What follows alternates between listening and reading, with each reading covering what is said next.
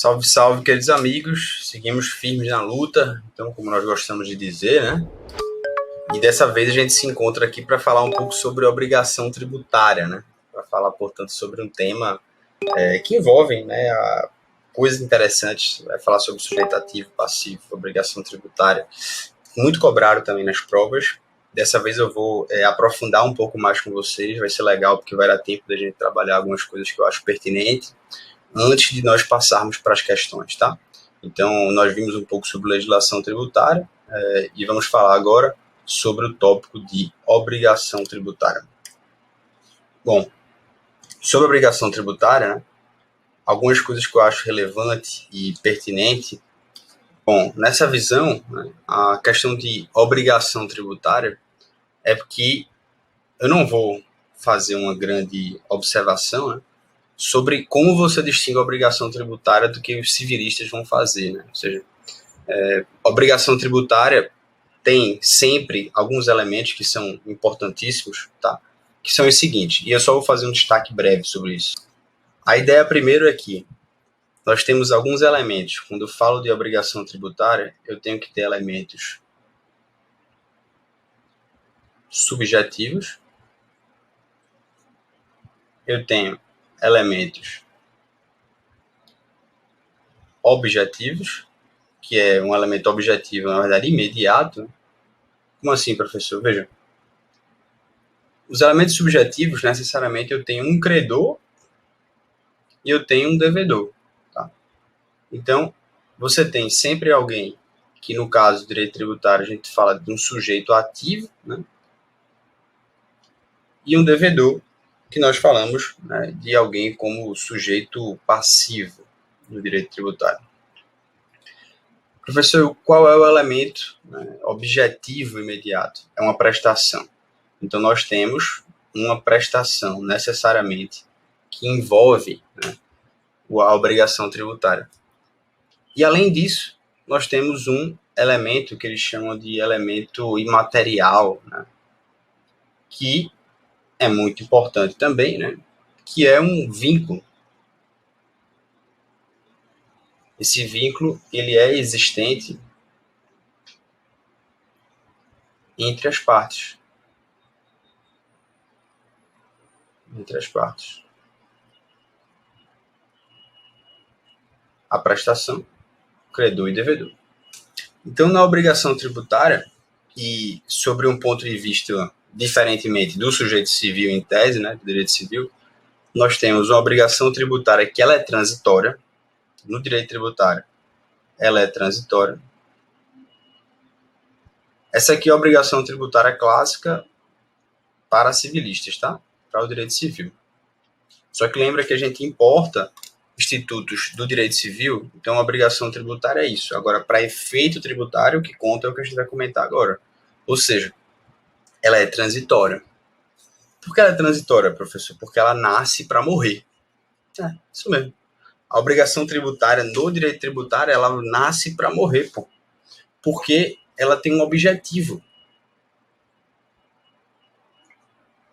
A obrigação tributária, ela quer o próprio fim dela, pô. Porque quando você paga o tributo, você realiza a obrigação tributária. Se a prestação é de pagar o tributo, o que é que a obrigação deseja? Que ele seja pago, que o objetivo seja alcançado. E por isso que a gente diz que a obrigação tributária ela é transitória. Porque ela surge para você pagar o tributo. Aí, se o tributo não for pago, aí o credor, que ele detém uma capacidade tributária ativa, ele vai buscar um meio coercitivo para pagar. Ele vai ter a intenção de fazer com que você, que descumpriu uma obrigação, não afaste essa transitoriedade. Até porque essa obrigação é prescritível, né? Beleza, então, o primeiro passo ela é transitória. Esse é um marco diferencial do direito civil. O outro aspecto é que a gente tem um sujeito ativo e passivo, do mesmo jeito que tem a obrigação civil. Temos obrigações tributárias e também respectivos sujeitos. O fisco, a administração tributária, vai ocupar esse chamado polo ativo do vínculo obrigacional. E a gente vai ter aqui, no sujeito passivo, um contribuinte, ou então um responsável. Então, a gente tem um objeto também, a prestação pecuniária, ela é chamada de prestação. Essa prestação ela vai ser um pagamento de um tributo. Então, você vai fazer uma prestação pecuniária, ou então você vai pagar uma multa tributária, né? Pode ser também uma penalidade. Ou até não fazer alguma coisa, ou fazer alguma coisa. Então, perceba como são esses elementos que nós vamos discutir aqui. Eu vou abrir o artigo 103 do Código Tributário Nacional para a gente começar a falar sobre a obrigação tributária. O artigo 113, ele diz que a obrigação tributária ela é principal ou ela é acessória. E embora, né, a gente fale de obrigação tributária, né, nós temos vários tipos de obrigações tributárias.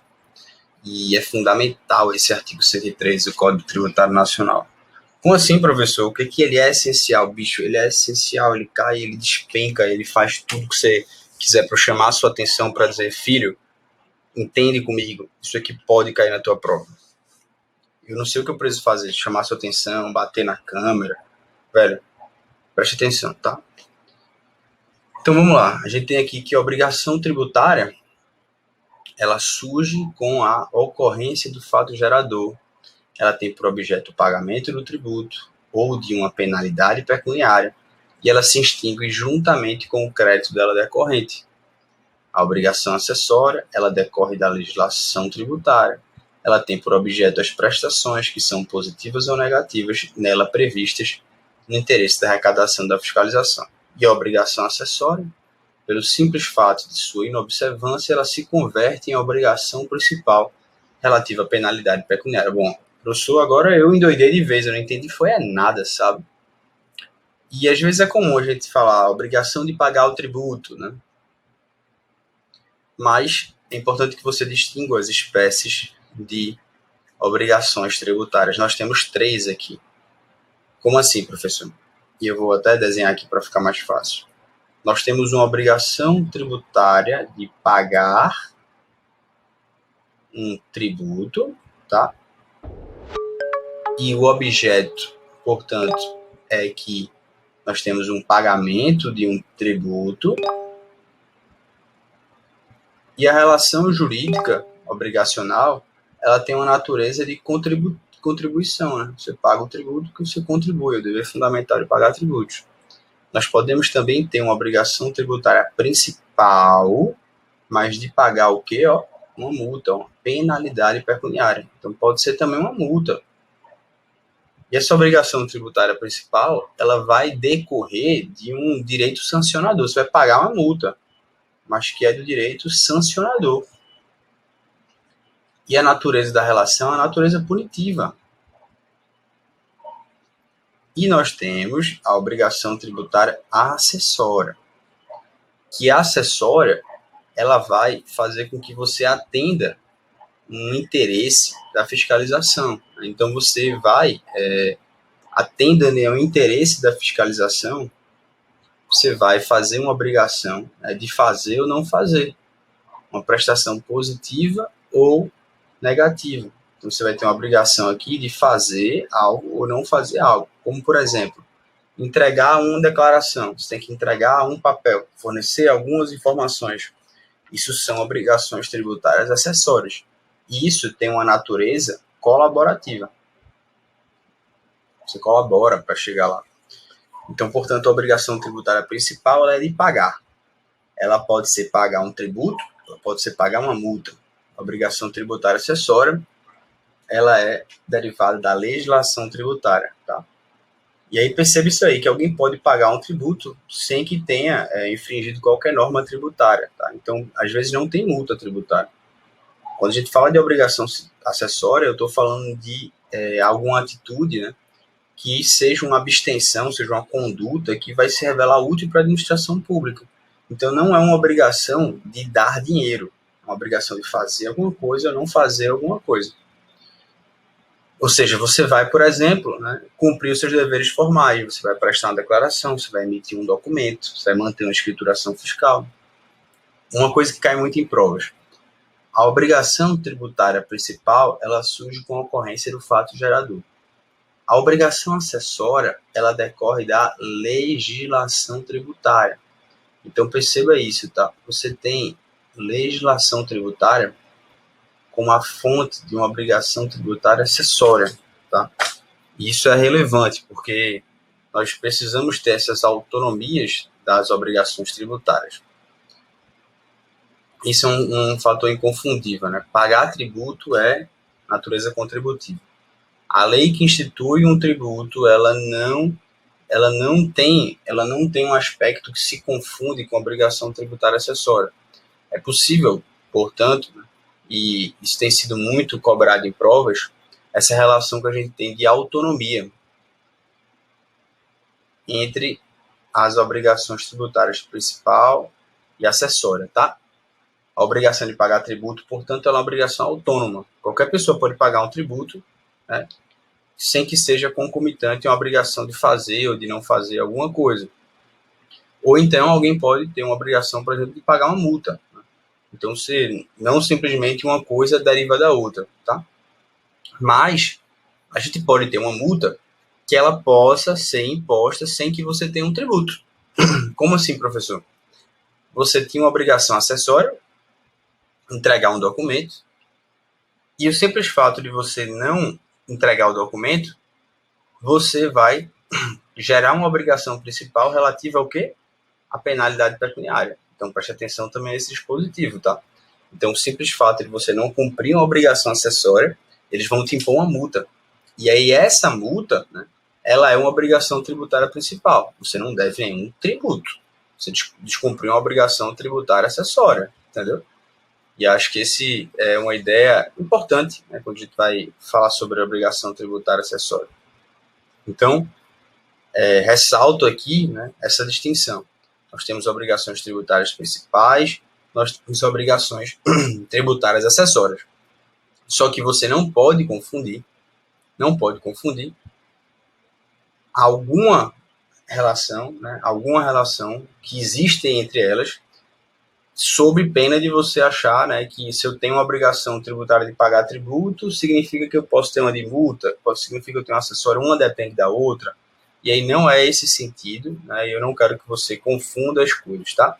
Obrigação acessória, pelo simples fato de ser inobservância, ela vai converter-se, né, em obrigação principal relativa à penalidade pecuniária. Outra coisa que a gente vai estudar, né, é justamente sobre a questão do sujeito ativo e do sujeito passivo, né? Quando eu falo de obrigação tributária acessória, é importante você reconhecer, inclusive, que quando a gente tem uma suspensão de um crédito tributário, né, quando a gente tem uma exclusão do crédito tributário, quando a gente tem algo relevante que acontece, quando a gente tem uma imunidade, por exemplo, um ente que não precisa pagar tributos. O ente não paga tributos. Imagina aí um SESI, imagina aí uma entidade que não paga. O simples fato dela não pagar tributos não dispensa que ela cumpra as suas obrigações acessórias. Professor, não estou entendendo. O que é que o senhor quer dizer com isso? Veja, infelizmente eu vou ter que chamar você para o próximo bloco, mas eu quero só demonstrar a autonomia que existe entre a obrigação tributária principal e a obrigação tributária acessória. A autonomia é tal que nós temos essa relação em que quando a gente tem, por exemplo, uma isenção de um pagamento de um tributo, você tem que cumprir uma obrigação acessória, ainda, mesmo sendo isento. Eu trago você no próximo bloco e a gente continua, beleza? Vamos lá. Queridos amigos, então nós voltamos aqui, né? Na aula passada, eu fiquei apenas, né, no bloco passado, melhor dizendo, de fazer uma diferenciação com você, né, sobre a questão da autonomia. E aí eu já começo falando sobre isso. Veja, quando você olha, por exemplo, o Código Tributário Nacional, no artigo 151 do CTN, o que é que você percebe aqui, tá? O disposto neste artigo não dispensa o cumprimento das obrigações acessórias dependentes da obrigação principal, cujo crédito seja suspenso ou dela consequente. Aí você vai para a exclusão do crédito tributário. A exclusão do crédito tributário não dispensa o cumprimento das obrigações acessórias dependentes da obrigação principal, cujo crédito seja excluído ou dela consequente. Então, onde é que eu quero chegar nisso, tá? Onde é que eu quero chegar nisso?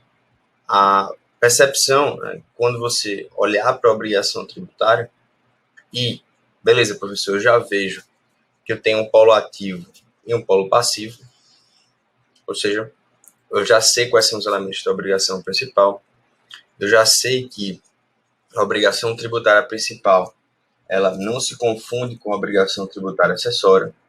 Nós temos uma obrigação de pagar, nós temos de pagar um tributo ou de pagar uma multa, e nós temos uma obrigação de fazer ou de entregar declarações, ou de não fazer, né, de não rasurar uma escrituração, uma obrigação acessória. E o mais importante, né, a gente sabe que na obrigação tributária principal, você tem, né, uma expressão que ele fala tanto para pagar tributo como para pagar penalidade pecuniária. E aí perceba que a obrigação principal no direito tributário, ela acaba sendo a obrigação de pagar dinheiro. Seja o valor do tributo, seja o valor de uma penalidade, de uma multa.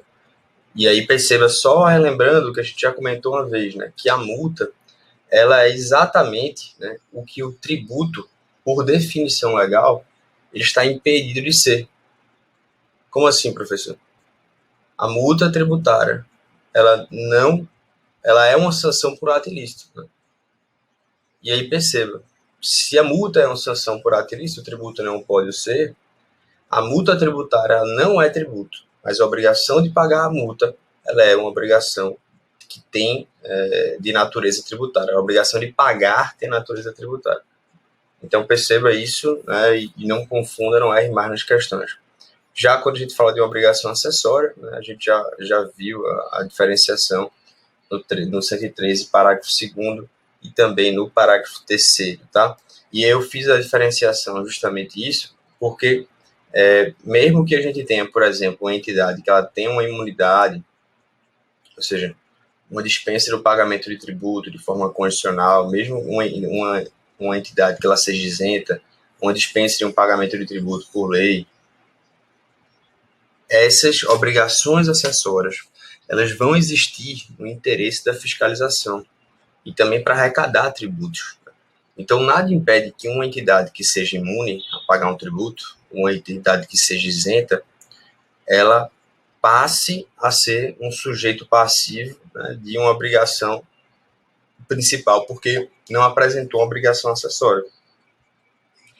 E se ela não apresenta uma obrigação acessória, o que acontece com ela? Ela se converte em obrigação principal relativamente à penalidade pecuniária. Beleza, professor, acho que a gente já evoluiu, eu acho que eu já estou bonzinho, acho que a gente já vai, acho que a gente já pode falar sobre fato gerador. Show de bola, então só pincelar aqui fato gerador, e aí a gente começa a fazer as questões, tá? Veja, no fato gerador, a gente tem esses dois artigos, no 114 e no 115. O 114 e o 115 vão dizer o seguinte, que o fato gerador de uma obrigação principal é uma situação definida em lei como necessária e suficiente à sua ocorrência. E o fato gerador de uma obrigação acessória é qualquer situação que, na forma da legislação aplicável, impõe a prática ou a abstenção de ato que não configure uma obrigação principal. Então, o fato gerador, ele é um fato da vida que, por se amoldar ou por subsunção, ele se adequa a uma norma jurídica, que a gente chama de hipótese de incidência, e ela se converte no fato jurídico, né? Então, essa assertiva de concurso, ela é muito interessante. Fato gerador é aquele que dá causa a uma obrigação tributária.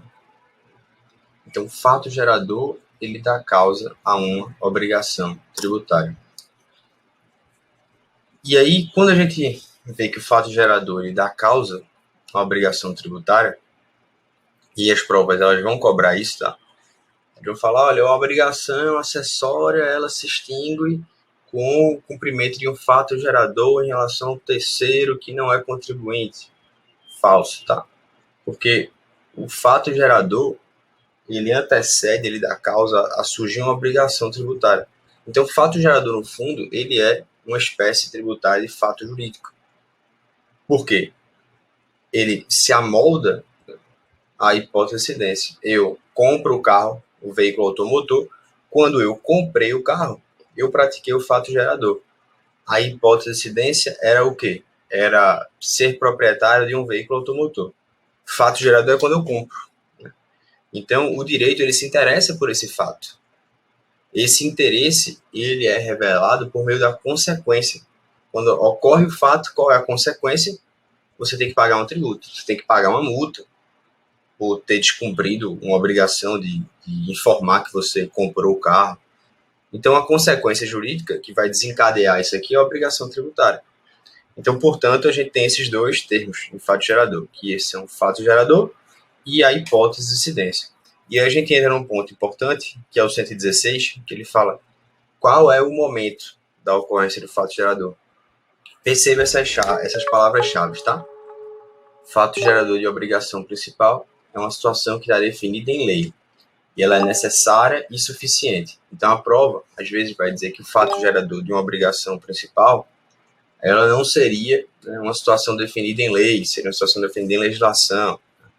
E a gente tem um probleminha, mas é besta, né? Mas é só que para a doutrina majoritária, quando o 114 fala que o fato gerador é uma situação definida em lei, né, no fundo, e aí, claro, isso aí não vai cair, eu acho, na sua prova, mas se tivesse uma prova discursiva na prova de analista, né, eu já peguei umas provas discursivas que dava para você jogar alguns consideramentos críticos. A doutrina majoritária diz que uma situação definida em lei, né, no fundo, o código deveria ter chamado isso aqui de hipótese de incidência, tá? Por quê? Porque é justamente um verbo e é uma coisa mais abstrata, né?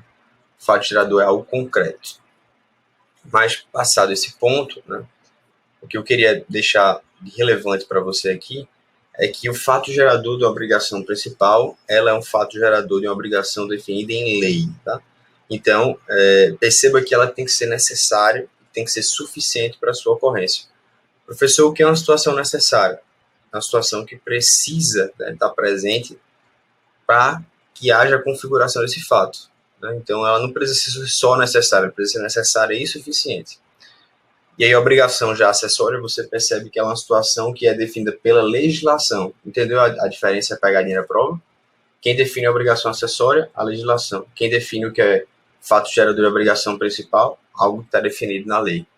E aí, portanto, fica aqui para você não errar, beleza? Ou seja, o princípio da legalidade se dará onde?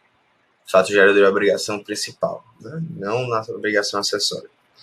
Então, qual é o momento da ocorrência do fato gerador? O 116, ele traz duas hipóteses sobre a ocorrência do fato gerador. Quando você considera que aconteceu um fato gerador? Ele fala, salvo disposição de lei em contrário, considera-se ocorrido o fato gerador e existente os seus efeitos. Então, tratando de situação de fato, desde o momento em que se verifiquem as circunstâncias materiais necessárias a que produz os efeitos, que normalmente eles são próprios. Tratando-se de situação jurídica, desde o momento em que esteja definitivamente constituída nos termos do direito aplicável. Então, nós temos aqui duas hipóteses. Né? Duas hipóteses. Sendo uma situação de fato, quando verificar uma circunstância material necessária. Sendo uma situação jurídica, desde o momento em que esteja definitivamente constituída nos termos do direito aplicável. Então, como é que você interpreta esses dispositivos, tá? O inciso primeiro, quando ele fala de um fato, quer dizer, inciso segundo, né? Tratando de situação de fato, inciso primeiro, voltando, tratando de situação de fato desde o momento em que você veja a circunstância material necessária. Bom, o que é uma circunstância, uma situação de fato? São aqueles casos em que o legislador, ele define o que é o fato gerador do tributo. Não está definido em qualquer outro ramo do direito. Ou seja, ele cria uma situação. Por exemplo, no imposto de importação, você traz um produto, né, para dentro do país. Então, a importação, ela é um fato que antes ela não era algo que gerava efeitos jurídicos. Então, para ele classificar como uma situação de fato ou situação jurídica, você trouxe essa propriedade, né, para o 116. É um fato você trazer, né, a mercadoria para o território nacional. Quando a gente fala de situação jurídica, a gente está falando de aqueles casos onde os mesmos casos, né, que são definidos como fato gerador de um tributo, eles já se enquadram perfeitamente na lei, que tem uma consequência jurídica. Ou seja, em outras palavras, mesmo antes de a lei tributária definir uma situação como um fato gerador de tributo, já existe uma outra norma que dá efeitos jurídicos a esse fato. Então, por exemplo, o IPTU. No IPTU, você tem a propriedade. A propriedade, ela já gera efeitos jurídicos. Aqui eu posso citar o imposto de importação. Claro, professor, isso aqui não ficou fácil na minha cabeça. É porque essa questão de situação de fato e de situação jurídica, né, o 116 ele mostra isso, que a gente, se tiver uma situação de fato, desde o momento em que considera-se ocorrido o fato gerador, né, os efeitos existentes, eles são desde o momento em que você vê uma circunstância material necessária. Então, desde o momento em que você percebeu que o cara trouxe o fato, trouxe para o território nacional, ocorreu o fato gerador de imposto de importação. Agora, no que tange ao do IPTU, desde o momento em que você tem uma situação jurídica, ou seja, desde o momento em que a pessoa se torna proprietário, de fato, previsto na lei, houve o implemento do fato gerador, aconteceu o fato gerador. Beleza? E no 117, ele te dá, né, o momento em que ocorre o fato gerador quando ele está condicionado. Como assim, professor? O que seria um fato gerador condicionado? Não sei se você já estudou isso no direito civil, né? Condição suspensiva e condição resolutiva. Se você lê o 117, você percebe isso, tá?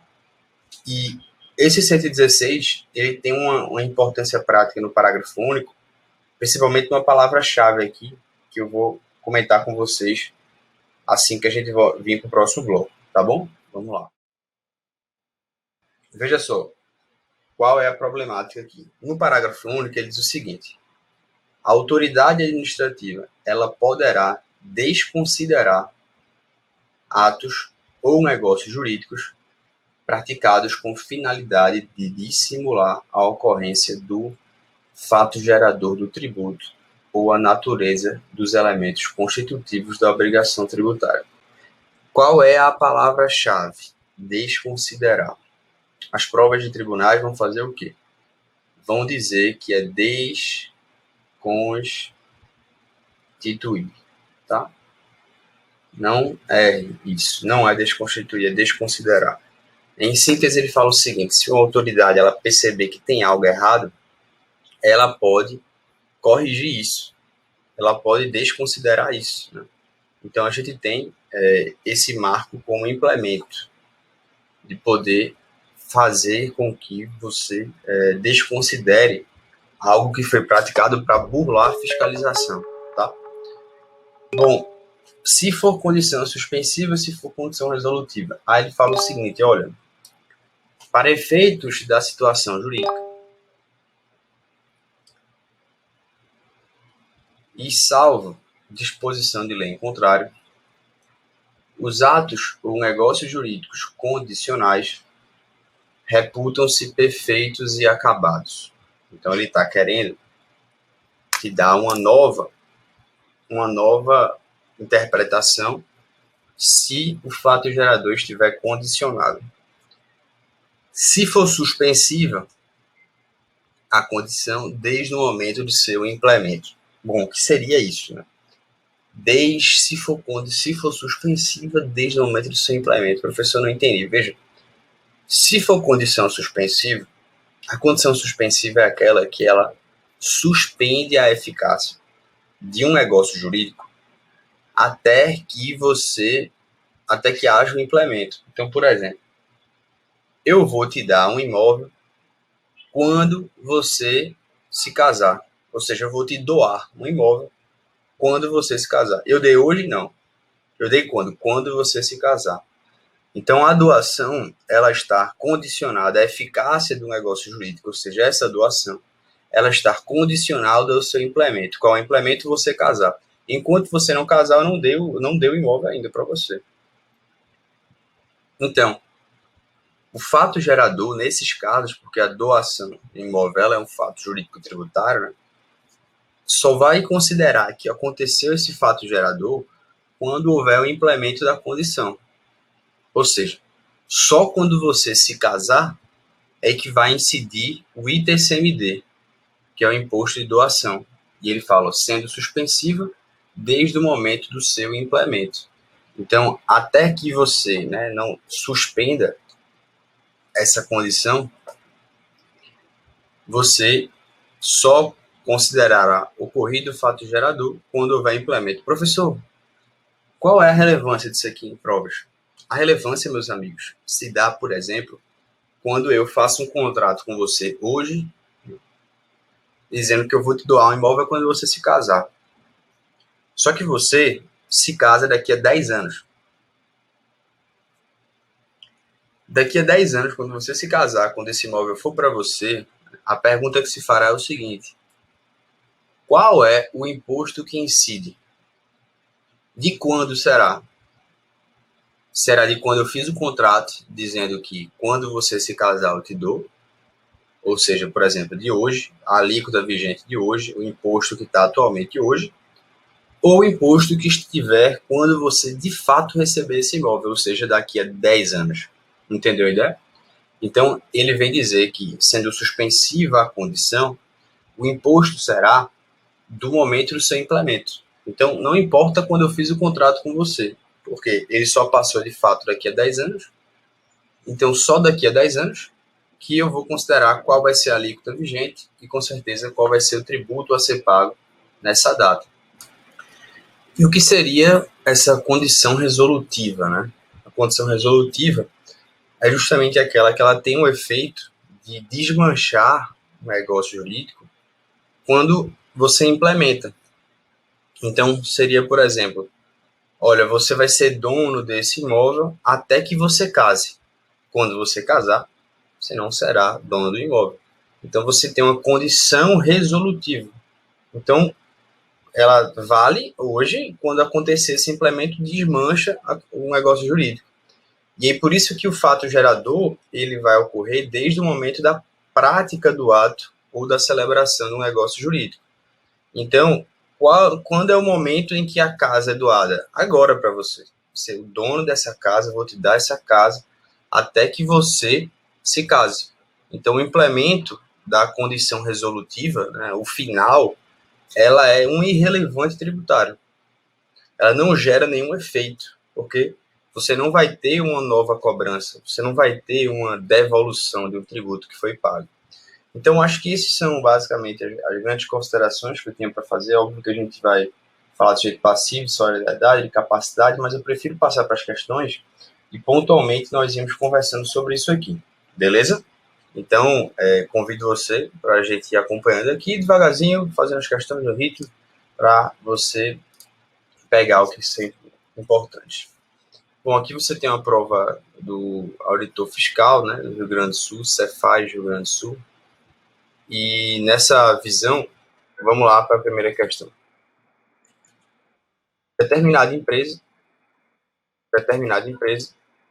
constituída como pessoa jurídica de direito privado, elegeu por domicílio tributário, entre os seus estabelecimentos fabris, um situado em área distante de seu centro administrativo. Então, você tem uma questão que versa sobre domicílio tributário. Algo que a gente não viu, obviamente, mas não se preocupe não. Situado distante de seu centro administrativo de distribuição logística, que é o lugar da situação dos bens a serem vendidos. Isso dificulta a arrecadação e a fiscalização dos tributos. Nessa situação hipotética, a autoridade administrativa. Então, você tem uma empresa que ela tem um estabelecimento, 2 estabelecimentos. E ela elegeu esse como domicílio. Só que, nesse aqui, é o seu centro administrativo, é o lugar dos bens, e esse aqui dificulta a fiscalização. Então, a gente vai olhar, né, como é que o Código Tributário Nacional ele fala para essa questão do domicílio tributário. Né? Veja, o domicílio tributário ele tem previsão no 127 do Código Tributário Nacional. No 127 ele fala o seguinte: na falta de eleição, porque a regra, preste atenção, é a eleição, tá? Essa questão mostrou isso. Ele elegeu o domicílio. Na falta de eleição, pelo contribuinte ou responsável, considera-se como tal, quanto a pessoas naturais, sua residência habitual, ou sendo incerta ou desconhecida o centro habitual de sua atividade. 2. Quanto às pessoas jurídicas de direito privado ou às firmas individuais, o lugar da sua sede. Ou em relação aos atos ou fatos que deram origem de cada estabelecimento. Então, o caso dos autos, uma pessoa jurídica de direito privado vai ser o lugar de sua sede, ou em relação a um ato ou um fato que venha, um fato gerador, vai ser cada estabelecimento. Então, ele deixa ou. Quanto às pessoas jurídicas, direito público, qualquer de sua repartição. Aí ele falou, quando não couber aplicar as regras fixadas, será domicílio tributário o lugar da situação dos bens ou da ocorrência dos atos ou fatos que deram origem à obrigação. E aqui está a chave, né? Parágrafo 2º. A autoridade administrativa pode recusar o domicílio eleito, quando o quê? Impossibilite ou dificulte a arrecadação ou a fiscalização do tributo, aplicando-se então a regra do parágrafo anterior. Então a gente tem uma hipótese de recusa.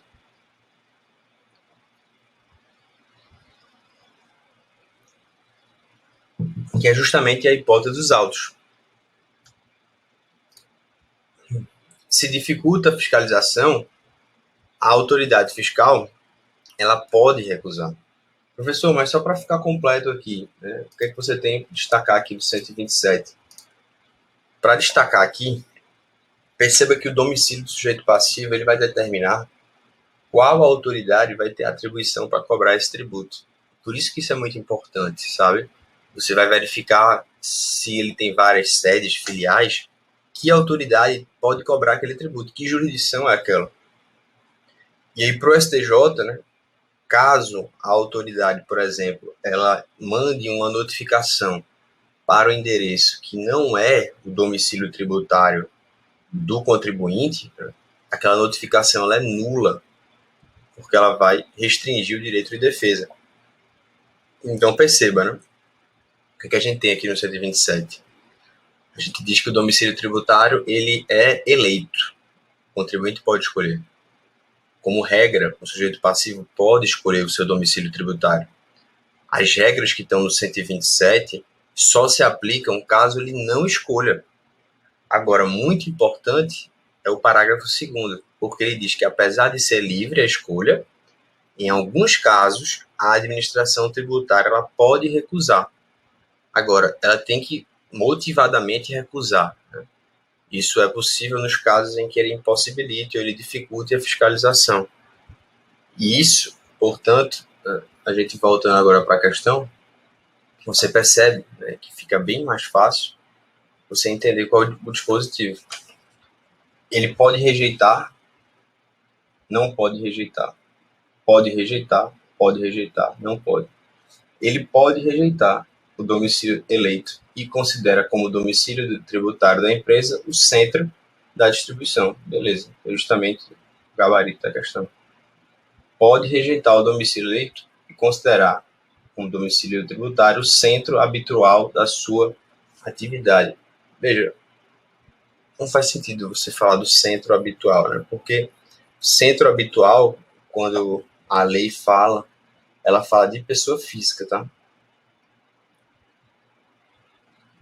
Pessoa natural, o centro habitual. Então, não é pessoa jurídica. Pode rejeitar o domicílio eleito e considerar como domicílio tributário qualquer outro de seus estabelecimentos situados no território de cada ente tributante. Também não tem essa hipótese legal, logo o gabarito da questão é a letra A. Vamos lá. Se um contribuinte provar auditor fiscal, de novo, professor, a gente está passando do ponto, estamos fazendo questões que não são de analista judiciário, a gente está fazendo questão que está cobrando letra de lei, está cobrando coisas importantes que eu acho que tem pertinência e podem cair na sua prova. Tá? Então não se assusta com o título, não, com a aparência. A gente já passou dessa fase, velho. Acho que você não precisa mais ficar pensativo quanto a isso, não. Encara com o que tem que encarar, olha para a questão, vê o que ela está querendo saber e verifica se você tem esse conhecimento. Isso vai te dando legitimidade para você ir fazendo outras provas também, né? E para você ver que o direito tributário que você aprende aqui, ele pode ser aplicado em vários concursos, tá? Isso é importante, eu acho que dá uma sensação de conforto, né? É uma sensação boa quem está caminhando, tá? Vamos lá, próximo bloco, eu convido você aqui. Bom, então voltando, né? Se o contribuinte ele não eleger o seu domicílio fiscal na forma da lei, a administração tributária deverá considerar como domicílio. Então a gente tem de novo uma hipótese do 127, perquirindo se o contribuinte não eleger o seu domicílio fiscal. Então, a residência habitual do contribuinte, ainda que incerta, caso se trate de pessoa natural. E aí, pessoal?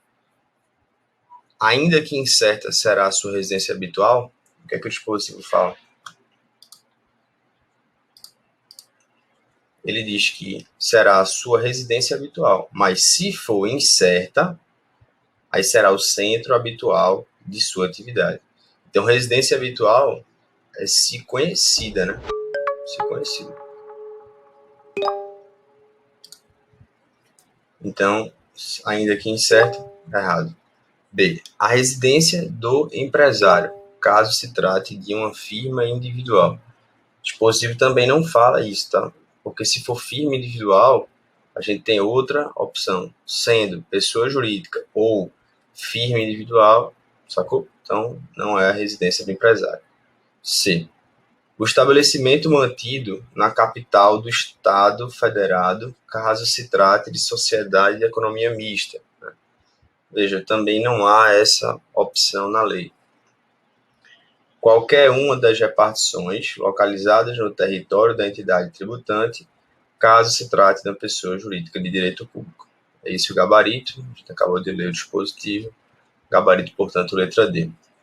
Qualquer uma das filiais localizadas, caso seja uma empresa pública também, não há isso na lei, tá? Gabarito, portanto, letra D. Qual a regra geral, gente? Domicílio, só para finalizar e também ficar muito.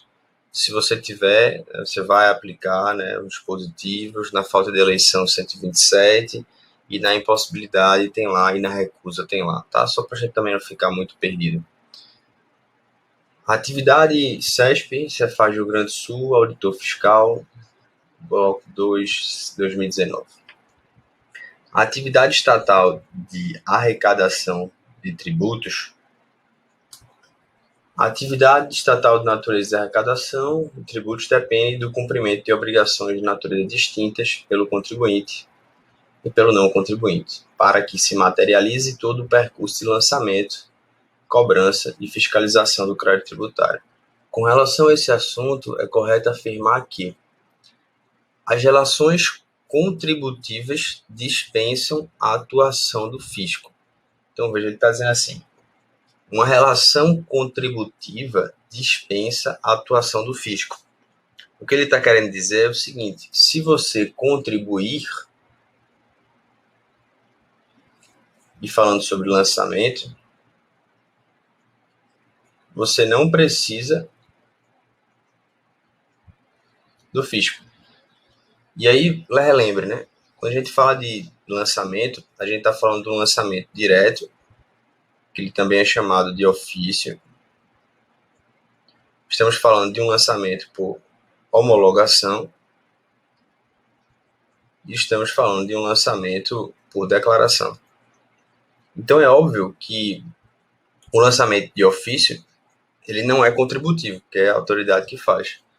O lançamento por homologação, ele não dispensa totalmente uma atuação do fisco, porque ele tem que verificar se aquele valor que você lançou, ele procede, né? Então, não tem uma dispensa.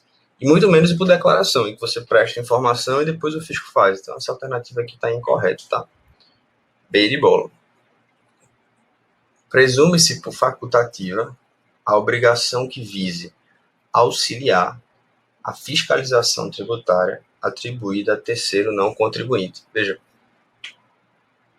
como toda obrigação jurídica, as obrigações tributárias, elas são impositivas, elas são cogentes, elas obrigam juridicamente o sujeito. Então, nós temos, né, uma coercibilidade.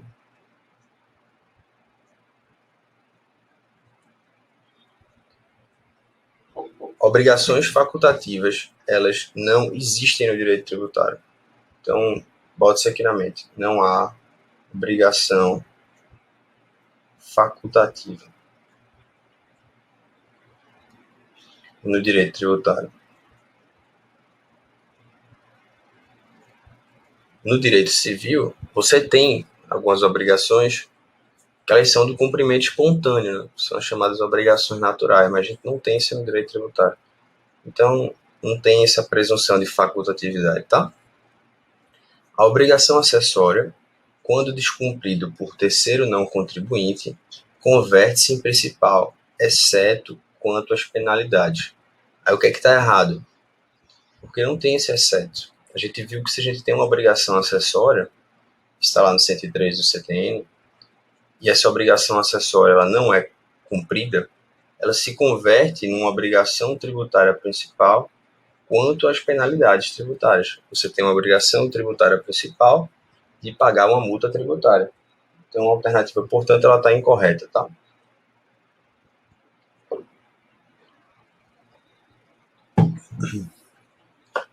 D. O contribuinte que usufrui de imunidade, ele deve cumprir as obrigações acessórias relativas ao seu benefício fiscal. Então, a gente está falando de um contribuinte que tem uma imunidade e ele tem que cumprir as obrigações acessórias relativas. E aí a gente falou disso, né? A gente falou disso. Gabarito, portanto, letra D. Se nós temos um contribuinte que tem uma imunidade, que usufrui de uma isenção, estamos dizendo o quê? Que nesses casos, apesar dele ser imune, apesar dele ser isento, isso não faz com que ele não cumpra as obrigações acessórias. Uma coisa não implica a outra, a autonomia que existe, né? E aí, letra E. A obrigação acessória extingue-se com a ocorrência do fato gerador. Não, né? Não tem nada a ver. A obrigação acessória, ela nasce, a obrigação tributária, melhor dizendo, ela nasce com o fato gerador. Um fato gerador de obrigação acessória é uma situação de fazer e não fazer, né? Então, o fato gerador ele não extingue obrigação nenhuma. Pelo contrário, né? O que vai extinguir uma obrigação é você cumprir a obrigação. Então, gabarito aqui, errado, letra D.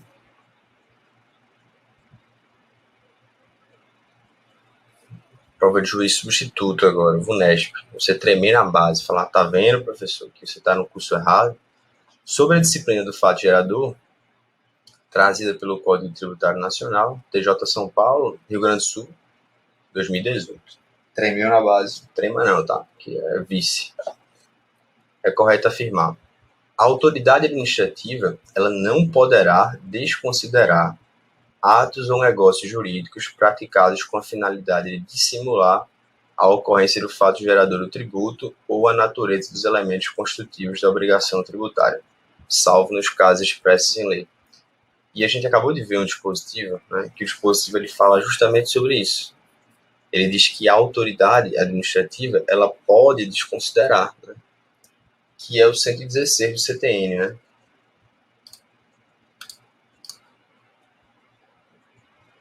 A autoridade administrativa ela pode desconsiderar atos ou negócios jurídicos. Eu não aprofundei isso aqui, porque aí eu acho que também seria algo que não cai nas provas de vocês, mas isso aqui é chamado de norma geral anti-elisiva, tá? Porque tem uma classificação de elisão, evasão, ilusão. Em síntese, a gente tem um ato, é quando você pratica alguma coisa e queria fazer outra. Você se vale de algo no meio jurídico para não pagar tributos. Ele está dizendo que a autoridade ela pode desconsiderar. E aqui ele fala, a autoridade não pode desconsiderar. Então, está errado. B. Se tratando de uma situação de fato, salvo disposição em contrário, considera-se ocorrido fato gerador e existentes seus efeitos, desde o momento em que se verificam as circunstâncias materiais necessárias a que produza os efeitos que normalmente lhes são próprios. Então perceba, está exatamente em consonância com o dispositivo legal. Quando a gente fala de uma situação de fato, você considera desde o momento em que tem uma circunstância material necessária. É aquele caso que eu dei o exemplo do imposto de importação. Isso aqui tem previsão exatamente também lá no 116 do CTN, tá? Fechado? Letra C. O fato gerador da obrigação acessória é qualquer situação definida em lei como necessária e como suficiente à sua ocorrência. E aí, qual o erro? Não é um fato gerador de uma obrigação acessória. É um fato gerador de uma obrigação principal, que é situação em lei como necessária e suficiente. A definição legal do fato gerador é interpretada considerando-se a validade jurídica dos atos efetivamente praticados pelo contribuinte responsável ou terceiros, bem como da natureza do seu objeto e dos seus efeitos. Veja, de acordo com o 118 do CTN, ele fala o contrário. Ele diz que você define um fato gerador abstraindo a validade jurídica dos atos praticados. Então, se você abrir o 118, você vai perceber isso, né? A definição do fato gerador é interpretada abstraindo-se. Então, da validade jurídica dos atos efetivamente praticados. Então, o que ele está querendo dizer? Olha, o fato gerador, ele se considera, mesmo que seja lícito ou ilícito.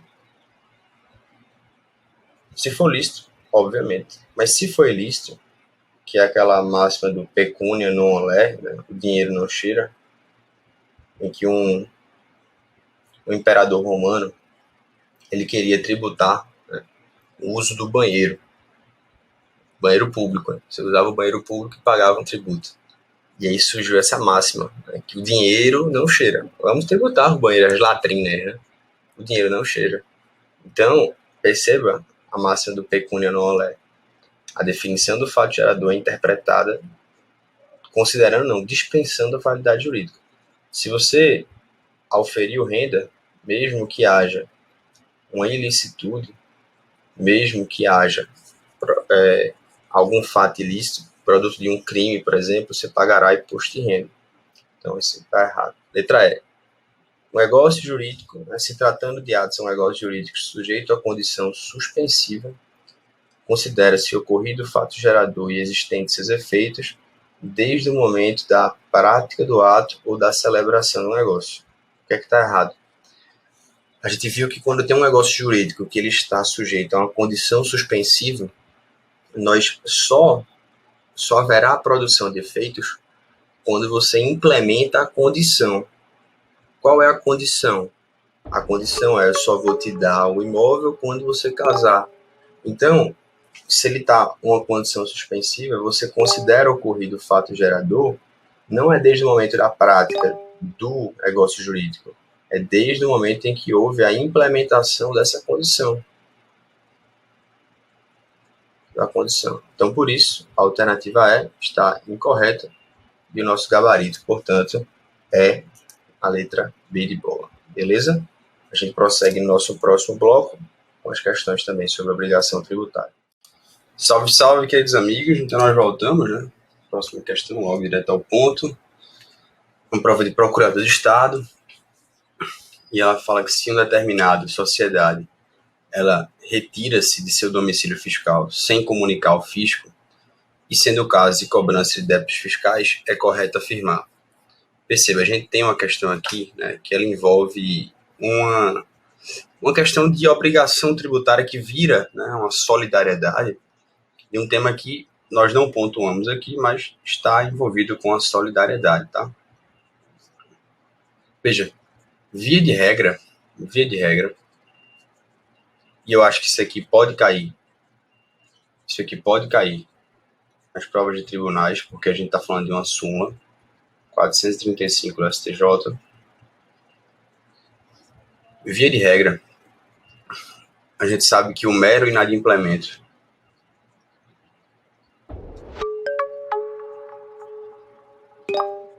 de um tributo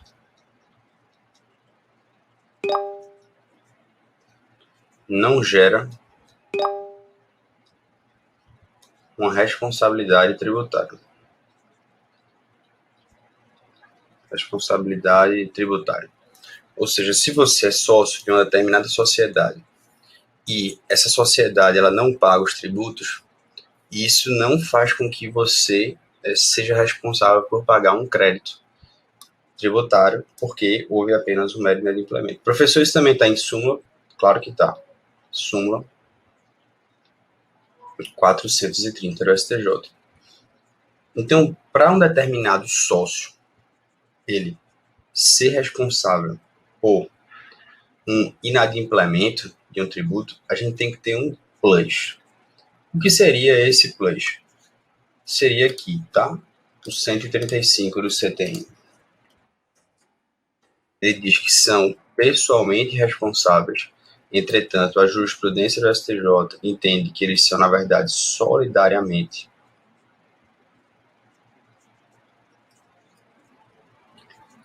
Quando eles pratiquem algum ato com excesso de poder, com infração da lei ou de contrato social. Os diretores, gerentes ou representantes jurídicos de direito privado. Então, no caso hipotético, a gente tem uma determinada sociedade que ela se retira do seu domicílio fiscal e ela não comunica ao fisco. Isso aqui é uma infração tributária. Por quê? Porque o sujeito sócio-gerente ele tem a obrigação de informar quando ele fecha uma empresa. E se ele se retirou sem comunicar, ele praticou uma infração. Isso a súmula 435 do STJ fala que é o caso de você fazer o redirecionamento da dívida para que, se antes só uma pessoa jurídica ela respondia por ela, agora você pode ter também a pessoa física, você pode ter também o sócio-gerente. E aí perceba como é a questão. Esse fato ele é considerado uma dissolução irregular, expondo todos os bens do sócio, eventual execução fiscal, não são todos os bens do sócio. Como entende o STJ, o mero fato de ausentar não é suficiente, considera dissolução irregular, mas somente os bens dos sócios gerentes que estarão expostos à eventual execução fiscal. Esse é o gabarito da questão, porque isso aqui se qualifica como uma dissolução irregular e gera a responsabilidade tributária. Então, trouxe essa questão, ela é um pouco mais difícil, digamos assim, mas, tendo em vista as duas súmulas, eu acho que é importante a gente tratar aqui, por isso que eu trouxe para você. Assinale a assertiva abaixo a respeito dos atos ilícitos, né? Instituição de impostos. O fato gerador da obrigação deve configurar uma situação que independa de uma atividade estatal específica relativa ao contribuinte. Perceba, né? Você vê a questão passada de falar de novo. Professor, tu cobrasse um negócio tão difícil, bicho. Vê que fizesse uma súmula da STJ. Calma, velho. Prova de procurador, tu não tá fazendo prova de tribunal. Eu falo, calma, meu filho, calma, jovem. Aí eu vou fazer aqui, ó. Calma, jovem. Tá vendo aqui, ó? Nosso Hilda. Aí tá certo aí. Calma, jovem. Vamos lá. O que eu tô querendo demonstrar pra você? Você pode fazer uma prova dessa, velho. Não é impossível. O fato gerador da obrigação deve configurar uma situação que independa de uma atividade estatal específica relativa ao contribuinte. Sobre impostos, é o gabarito da questão. Por quê? Você sabe que imposto, você não tem uma atividade estatal específica relativa ao contribuinte. Isso está lá no artigo 16 do Código Tributário Nacional. Então, acertamos a questão. Parabéns, jovem. Você conseguiu acertar a questão. Tá vendo que não doeu tanto? Tá vendo que deu para fazer? Bem, o imposto ele deve estar previsto na Constituição Federal ou ser instituído com base na competência residual da União.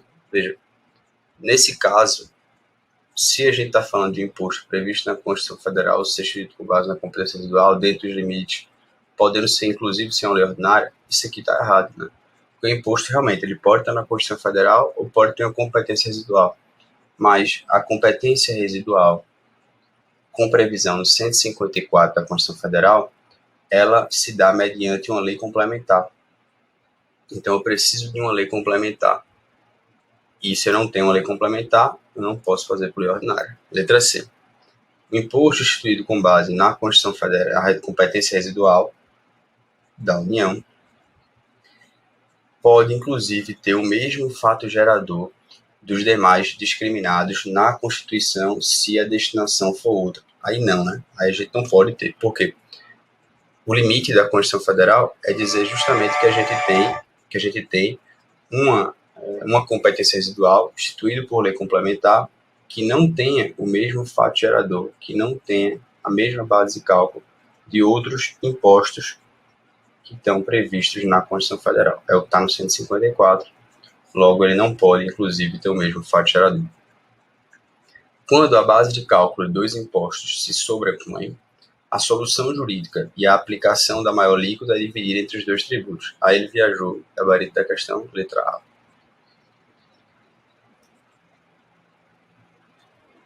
Vamos lá.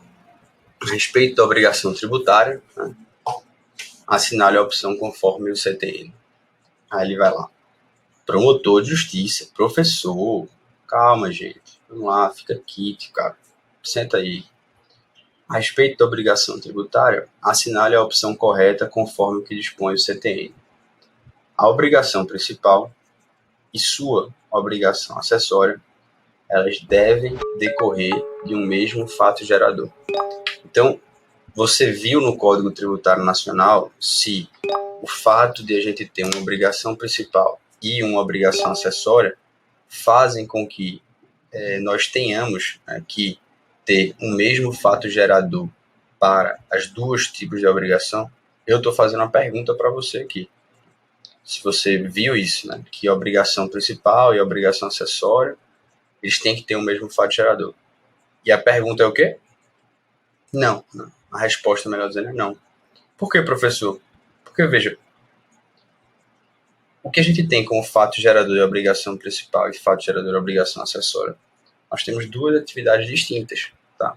Porque o fato gerador de uma obrigação principal ele é uma situação que é definida em lei, necessária e suficiente. E o fato gerador e a obrigação acessória são coisas distintas.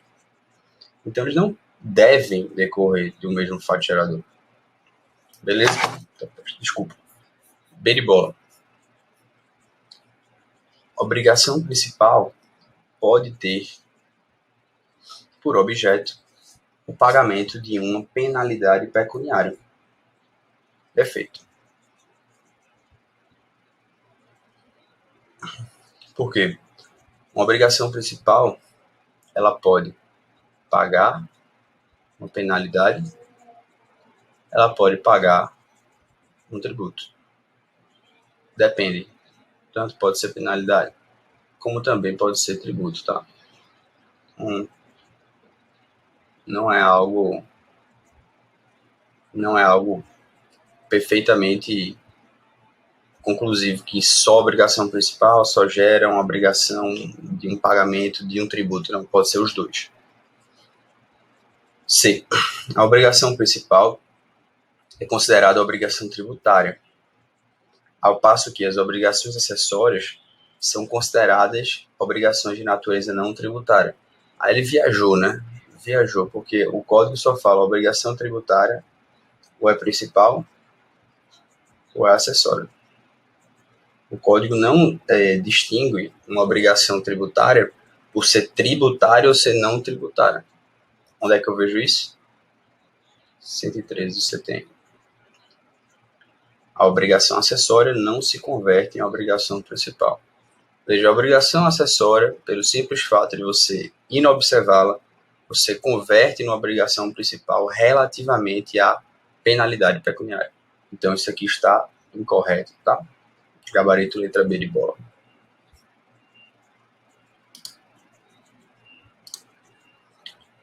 Assinale a opção correta, considerando as definições e limitações trazidas pelo CTN. Né?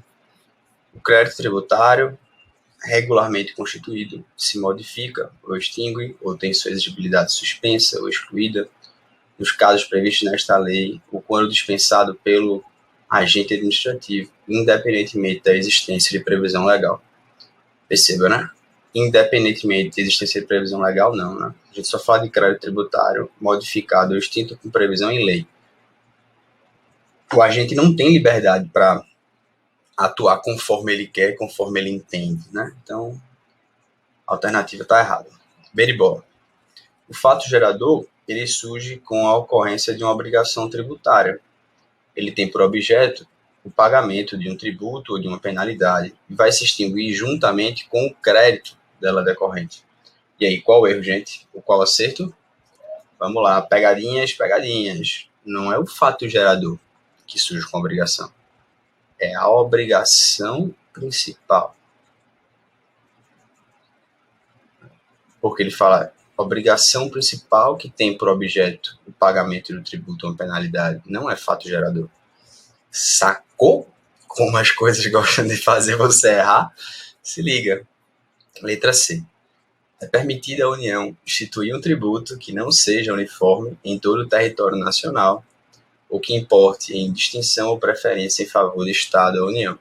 No fundo, isso aqui é vedado, né? Isso aqui não é permitido, é vedado. Onde é que está isso, professor? 151 da Constituição Federal. D. Imposto é o tributo, cuja obrigação tem por fato gerador uma situação independente de qualquer atividade estatal relativa ao contribuinte. Gabarito letra D. E você viu que isso aqui já caiu em duas provas distintas. Sacou? Beleza, meus amigos? Vejam, nós tivemos aqui alguns blocos para fazer algumas questões, para falar algumas coisas rápidas, né, na lista judiciária, tribunais federais. Eu peço desculpas a você pela pressa, por realmente não conseguir fazer tudo, né, como eu quero, às vezes, no sentido de ter mais tempo, de falar com mais calma, de trazer as explanações mais devidas para você entender. Mas, ao mesmo tempo, aqui a minha mensagem principal é só para que você continue caminhando. Por mais que seja difícil, por mais que você sinta que não vai conseguir, no fundo, o que você precisa se preocupar é com diariamente estudar um pouquinho mais, se esforçar um pouquinho mais, ir um pouco mais além do que ontem. E, ao mesmo tempo, manter isso mediante uma constância para que você também não pire também. E eu sei que as provas de tribunais, a gente tem uma questãozinha ou outra, muda tudo, e às vezes a gente carrega esse passado, poxa, por causa daquela questão eu não passei, por causa daquilo ali eu não passei, por causa daquele certo ou errado, por causa daquela indecisão. Mas confia. Hoje é por 0,2, 3, amanhã pode ser por menos, mas um dia vai chegar a sua aprovação. Eu já passei também por isso de ter algumas coisas que você errou e você fala, nossa, como é que eu errei isso? Mas isso serve de aprendizado, serve de crescimento. E é bom que a gente encare assim as coisas. Tá bom? Fique em paz, um forte abraço. A gente se vê aqui na vida. Tô mandando bons pensamentos para você. Vê se. Vamos lá.